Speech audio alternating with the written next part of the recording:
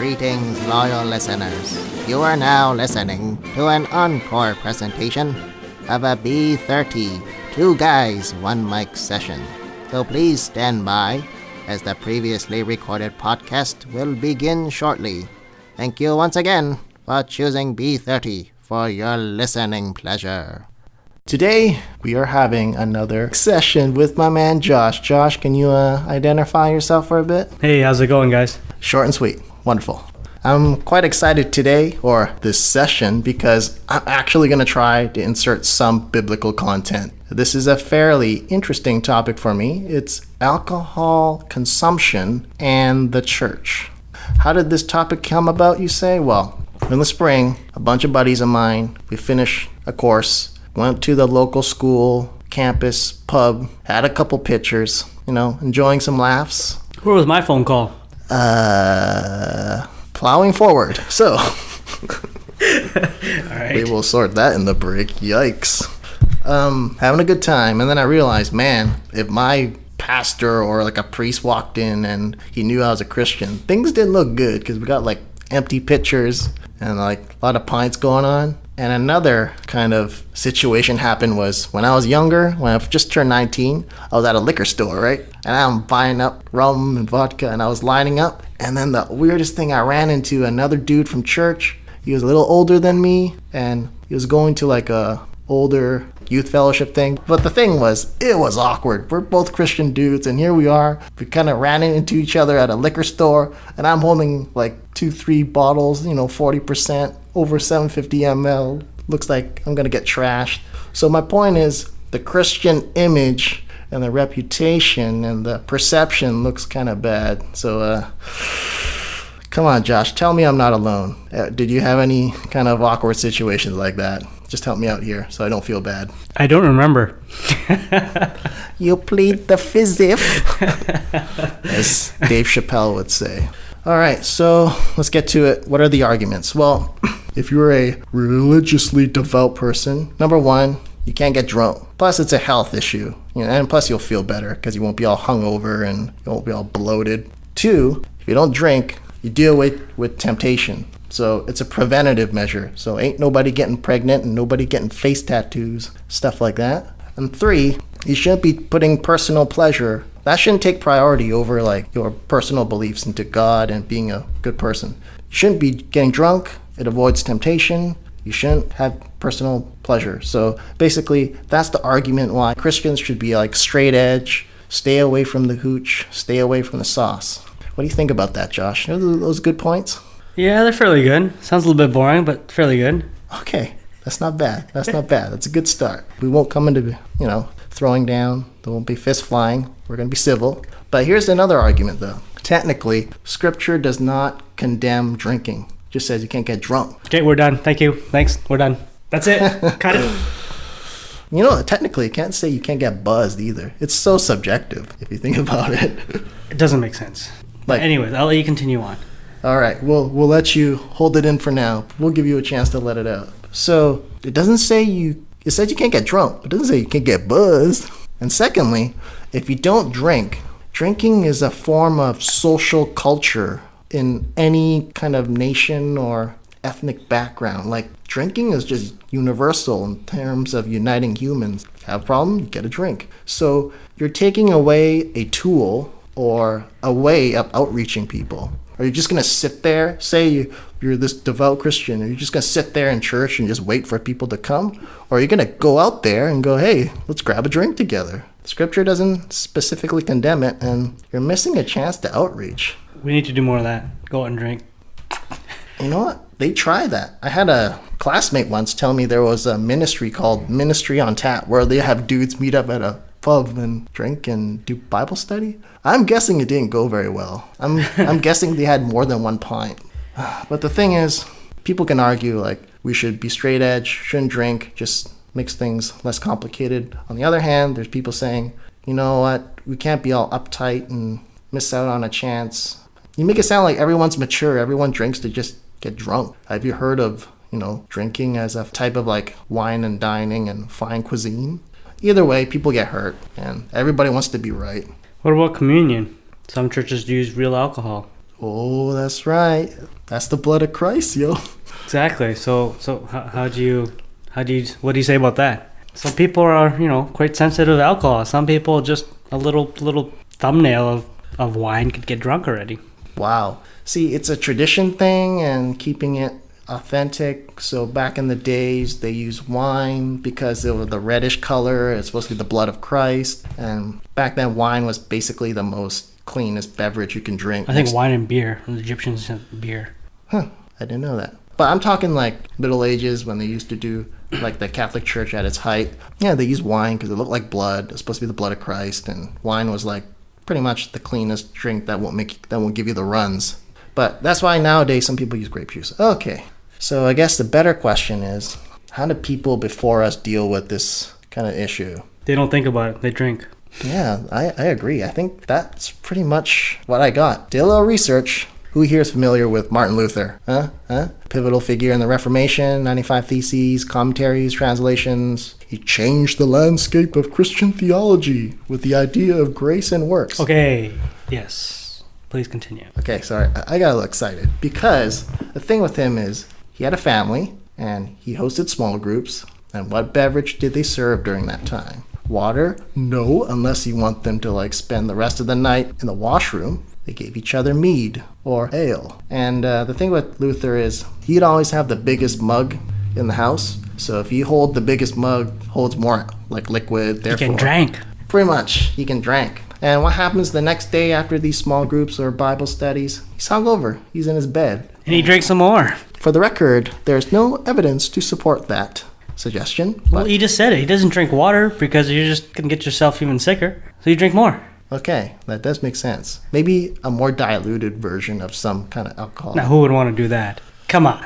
But for the record, shout out to my history teacher, Jonathan Tays, not the hockey player, lives out in Abbotsford, BC. He specifically told the story of how, his wife nursed him back from a hangover. And this, ladies and gentlemen, is the person who kickstarted the Reformation in the 16th century. Did he care about reputation? Right. I don't think so. Just drink on. Yeah, looks like it. Another guy, C.S. Lewis and J.J.R. Tolkien. I don't care if I'm pronouncing his name wrong this time, because I've tried to pronounce his name in the past. You know the Lord of the Rings writer dude, J.J.R.? Yeah, I got it. Brilliant minds of Oxford, science fiction, children's stories, apologetics, smart dudes, well-spoken, eloquent, great spokesperson for Christianity, for the intellectual community. But did you know they had a watering hole, man? It was on the campus. It was a pub. I'm pretty sure it's called the Eagle and the Child. Any guesses, Josh, what they were doing there? Drinking, son.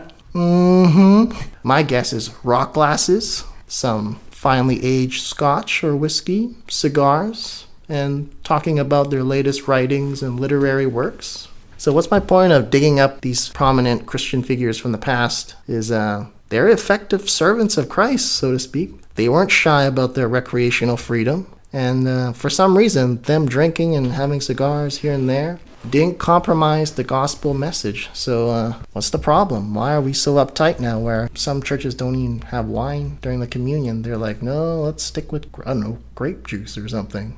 Do you know any churches that serves wine for communion right now? You can write down an address. We'll visit it on Sunday.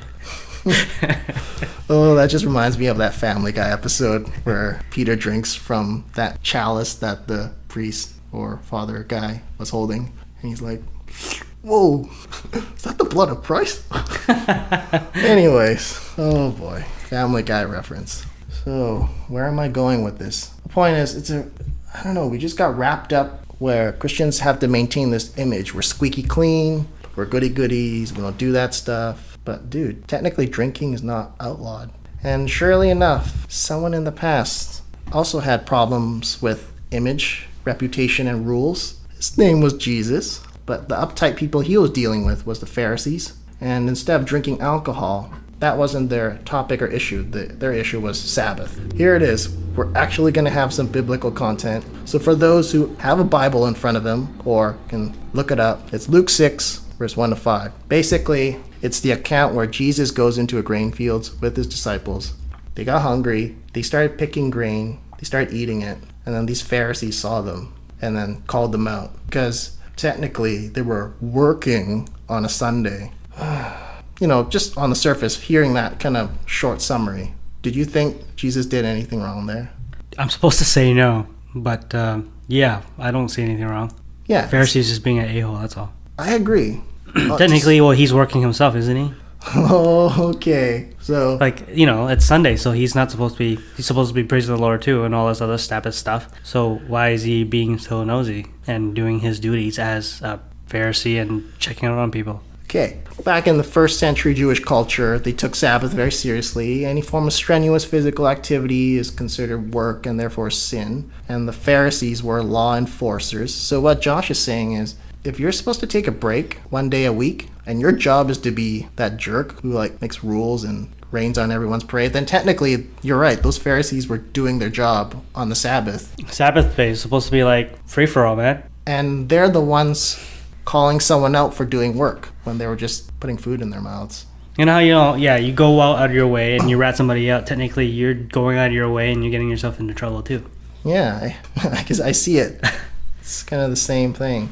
But here's the thing, though. I think the Pharisees thought, you know what? This Jesus guy, he's a carpenter dropout. He's roaming the suburbs, the boonies. He's got a bunch of fishermen tagging along. They don't know the law. We spend our whole lives reading the law. Let's just call him out, make an example of him, reestablish our moral and religious authority within the Jewish community. So he thought he can just be all boss over these hippies. Bad reference. I don't know why I keep making Jesus sound like a hippie or a punk rocker, because he didn't have a 9-to-5 job and he just toured the boonies with his fisherman buddies. Yeah, he scriptured them. He's because here's the thing. When you pick grain, rub it in your hands and put it in your mouth, that's technically not illegal on a Sunday. It's when you pick grain with a sickle, try to hack it off and then start rubbing it, that's illegal. That's considered work because they're using a tool or something. And for those who are into the nitty-gritty details, the Greek text kind of has a phrase describing how Jesus and the disciples, the biblical author, wrote. He was picking the grain with his hands and kind of emphasized it in how they worded it in the original Greek language. But the point is, everything's straight legit, man. He didn't use a sickle. It's all about appearances. He looked like he was working, so the Pharisees called him out. So I can drink. I can be buzzed. I can technically be even drunk as long as I don't act upon certain things. Is that what you're saying? I'm trying to tie this up to your whole main topic here. Okay, so what you're saying is, we're talking about drinking, but now you're talking about Jesus and the Sabbath. Yeah. So then my question is, so technically you're saying I can drink even though we're not supposed to be drinking. I can get buzzed. People won't know I'm buzzed. I can get drunk as long as I don't act really foolish. You're pretty much jumping ahead, but yeah, I agree. The point of this story so far is it's all about image and reputation. Jesus looked bad. It looked like he was doing work, so he got called out on it. But technically, he wasn't doing anything wrong. If I was to go in a bar and I was doing drop shots with another dude or something, and then someone else walked in, saw me with a shot glass inside pint double glass. fisting. What? Some dude from church I know walks into the bar. Maybe he's, I don't know, a courier, and he's dropping off a package, and he sees me at the bar with a shot glass and a pint glass. He doesn't know what I did. Well, of course I drank, but he doesn't know that I'm buzzed or I'm or drunk and doing something stupid. But it comes back to this image thing, image and reputation, and looking like you're so high and mighty and perfect. So I kind of see that similarity there. But long story short, back in the Bible story here, Jesus just flat out scriptures them, because they're rabbis, the early Judaism stuff, so really big into Moses and David. Jesus basically calls out an example of David where he and his posse, probably their SEAL Team 6 or something, when he and Saul weren't on good terms and things were getting sorted out politically during that time, they went into this kind of shrine place where there was temple sacrifices offered, like bread. And then, it's wartime, you're trying to claim a throne, your posse's with you. So he just kind of helped himself to this bread that's for sacrifice and worship. And then he just started breaking pieces of it and sharing it with his company. But technically he broke the law. Only the priests should be allowed to eat that bread, that consecrated bread. But he helped himself to it because of the situation. and the setting at that time and the circumstances, which Pharisees didn't care that Jesus was hungry or his disciples were hungry. They didn't offer like, hey, you want some food or drink that I prepared the day before? They're just like, called them out. We keep the law kind of thing. Very interesting how you're so busy pointing out rules, you miss out a chance to help other people. In this case, the Pharisees could have been taking the high road, been nice to Jesus, but instead wanted to call him out. So, tying this all up together? Right. Basically, the question is, can we drink or not? And should we feel guilty about it? What do you think? Nope. Yeah, so... Sorry, that was pretty fast, but I didn't think about it, but yeah, no. Yeah, I agree. Let's see. King David, Jesus... They did what they did, and they didn't discredit the gospel in any way. They might have broken some technical rules, but they didn't discredit what Christianity stood for. And for people like Martin Luther and C.S. Lewis, it didn't prevent them from being effective servants of Christ. Like, they know they won't drink themselves silly and then they can't outreach to people. Like, they didn't drink just to get drunk. They drank because... That's the only thing to drink around that era. For Martin Luther, to clarify. I'm sure during the 1960s and the early 1900s, I think they had clean water by then. Oh, I'm sure they do, but it's still not like the optimal choice of drinking. Okay. Fair enough. I agree. But I'm just saying it was less image and reputation and stigma with alcohol. Like, when you think of alcohol, you think of like people drunk. Think of brown paper bags and a homeless dude passed out.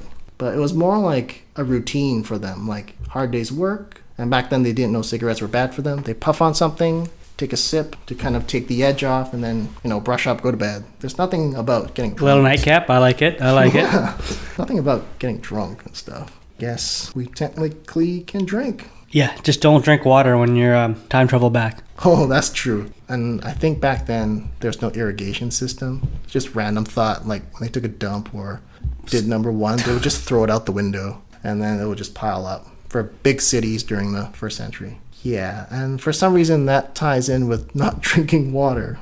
Yeah. In the olden days. I need a drink. Let's tie this up and go get one. I agree. Let's pull somewhat of a C.S. Lewis, Martin Luther ourselves. So, Josh, any final comments before we make our exit? No, I'm good. Thanks for the invite. Oh, don't thank me. You're buying. Kidding. All right, so don't abuse your freedoms and don't condemn other people for embracing their Christian liberties. So thanks a lot for listening, and goodbye.